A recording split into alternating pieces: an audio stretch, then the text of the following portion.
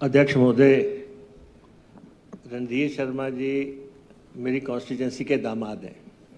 मैं इनका बड़ा सम्मान करता हूं, पर ये जो लस्सी में मधानी फेर रहे हैं ना, ये बड़ा खतरनाक काम है। और ऐसा है, आज आप कह रहे हैं कि ये मसला कहाँ से आया। शिमला का रनवे छोटा है ना। सुनो, आपको ये भी चिंता नहीं हो रही है कि हमारा डिप्टी चीफ मिनिस्टर आज जो है हादसे का शिकार हो जाना, साथ में डीजीपी भी चले जाना थे। हैं? नहीं, सुनो, छोटा सा रनवे और एयरक्राफ्ट नहीं रुका और निकल गया बाहर। तो मैंने उस नज़रिए से कहा आज की घटना है, आज की घटना। इसलिए मैं कहता हूं कि भैया अभी केंद्र के बजट में अगर 3 इंटरनेशनल ग्रीनफील्ड एयरपोर्ट्स का घोषणा हुई है तो एक हिमाचल की भी हो जाती। तो मैं तो उस हिसाब से बोलता हूँ शिमला बहुत इम्पोर्टेंट है। और दूसरा जो है, हमने लगभग 850-900 करोड़ रुपया इस प्रोजेक्ट के लिए दिया है। रेलवे और हमारा हिसाब है, रेलवे हमें छोड़ेगा थोड़ा नहीं। वो हमारे से जब पैसे की ज़रूरत पड़ती है वो हमसे मांगता है कि आप पैसा दो। उनके पत्तर हमें आते हैं कि आप पैसा दो। हम भी ये उनसे लगातार बात कर रहे हैं कि आप जो है हिमाचल प्रदेश को उस कैटेगरी में रखो जहां भूमि का अधिग्रहण सारे का सारा केंद्र करे।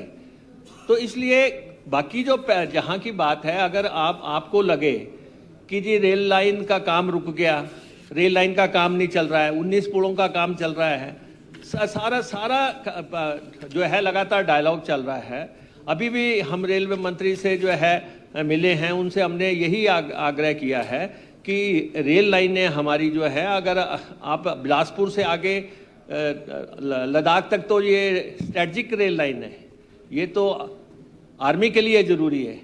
तो इसलिए अगर इसको बनाना है, बहुत भारी भरकम खर्चे हैं। तो हम उनसे बातचीत कर रहे हैं। आप भी उस चिंता में हमारा साथ दें। हाउस इकट्ठा होके कहे कि कम से कम एक एयरपोर्ट बना दो, 2 रेल लाइनें बना दो। अगर अंग्रेज शिमला की रेल लाइन ना बनाते तो शिमला में कभी रेल लाइन ना पहुंचती।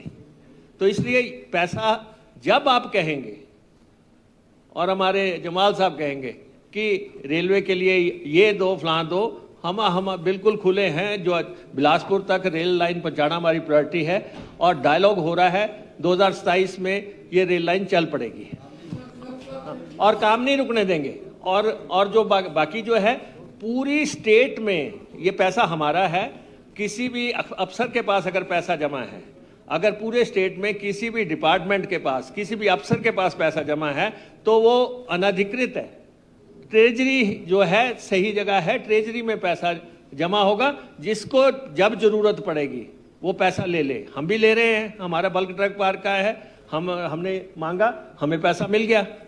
तो इसलिए इसमें कोई दिक्कत नहीं है, ट्रेजरी से पैसा मिलेगा।